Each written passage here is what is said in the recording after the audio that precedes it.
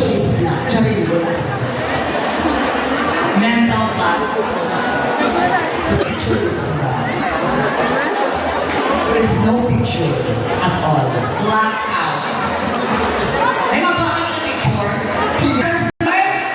Your 9 seconds begin now. Alright, the picture that represents is the lady. The blind culture representing justice should be blind and not one-sided, but is so that she's lifting the other eyes so that she can see the other part. You know what? It really says that in the Philippines, the scale of justice is not equilibrium. When we say equilibrium, balance. So I am encouraging everyone that please let us speak, let us fight for what is right and what is integrity. Because this nation will never achieve progress if the people will use hope to the system that's supposed to protect them. Thank you so much. Alright, you just in time. Thank you so much, candidate number 2. Let's now go and proceed to candidate number 3.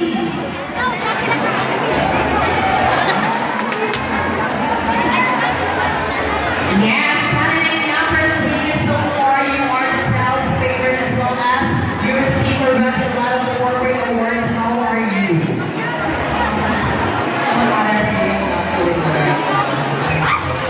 I'm going to have to pay you for the time.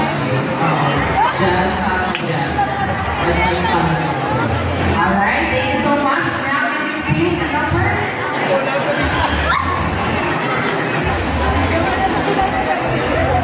Alright, can we show a picture? Number 2.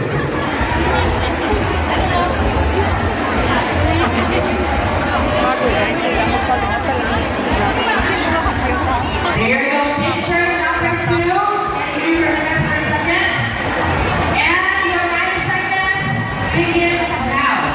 The picture that I take is social media. There's a two types of social media. First is a positive. Positive is you can call your family out to be out from the Philippines. First, you can say, feel whatever you want.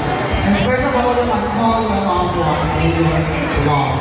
Negativity, like for example, using your picture, send a folder, making a money. That there is the positive. Third, second, using picture to get money to other people. And last, third, a negative. We can post that person if we not what is wrong of that person. That's the very wrong. And that will be all. Thank you.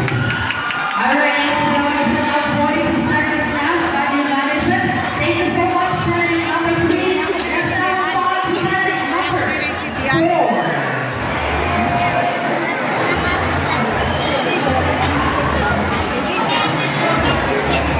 Are you ready for a question, candidate number 4? I'm ready. Yeah, on board, we need to. Alright, so can we show a picture? Number 4.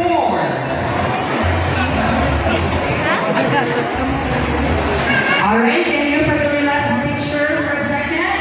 And your 90 seconds begin now. The picture that I picked is me.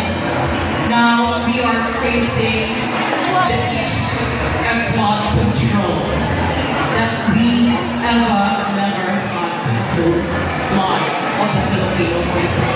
But alam ninyo, hindi lamang tayo nakawan ng pera o tubig, nakawan tayo ng pag-asa at tiwala sa kaban sa ating mga Pinoy sa bayan natin.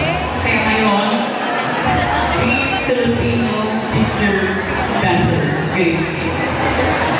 There you go. You still have 55 seconds. Let's go ahead and call on number 5.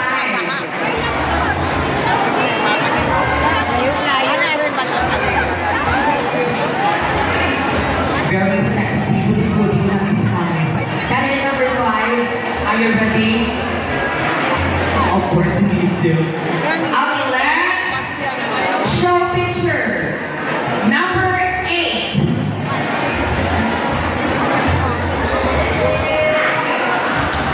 Alright, picture number 8. Should we go in a second?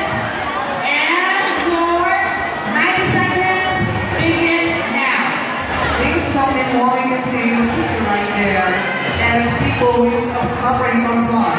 We can really fact that that is the reality now.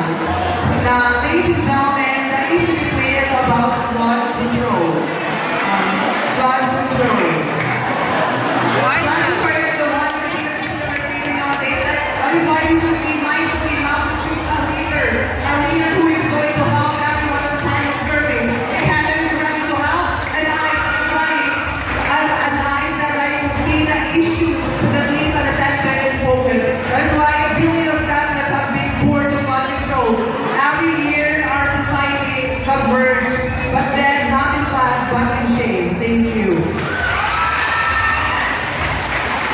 There you go. Thank you so much. Candidate number 5. Wala nila na ubos nila tayo, no? Very alam. Sila ko gusto nyo yan. Okay. Let's go on candidate number 6. Mas kesa dah long lepas tu kita nak ayus. Candidate number 6 is very sexy, man. Okay. Candidate number 6, how are you? We're doing good. Katus dah long. Yes, okay. So, can you show your number? Can you show picture number 5, please? Mula kato ka ron tahu. Alright, so Depression.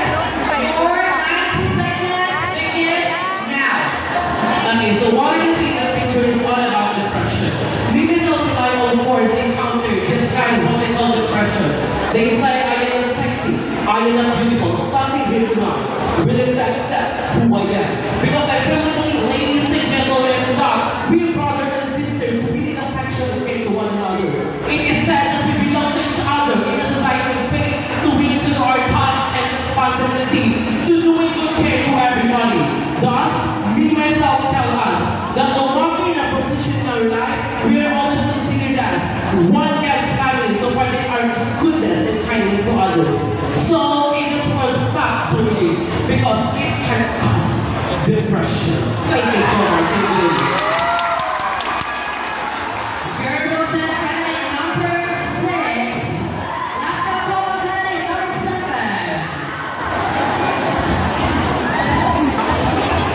Candidate number 7, how are you? Actually, I'm feeling good and great since this is my first time to join this competition. Okay, thanks for making that. Okay. Alright, someone said about that. Candidate number 7, go ahead. I'll give you time. The picture shows the freedom of speech. Ladies and gentlemen, we are people. We have freedom to speech. And ladies and gentlemen, if we have a freedom of speech, they will not cause of corruption. We all know that Philippines is facing right now corruption. And sadly to say that we need to vote wisely. That's what we all think do. Alright, how are you? I'm fine. Alright, that's the last time until we can do it. Can you pick number 3?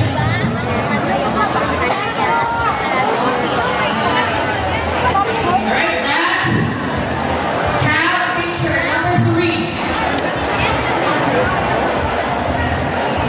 There we go. So picture number 3. 90 seconds, begin now. Picture that's given to me that all problem of government give to the teacher.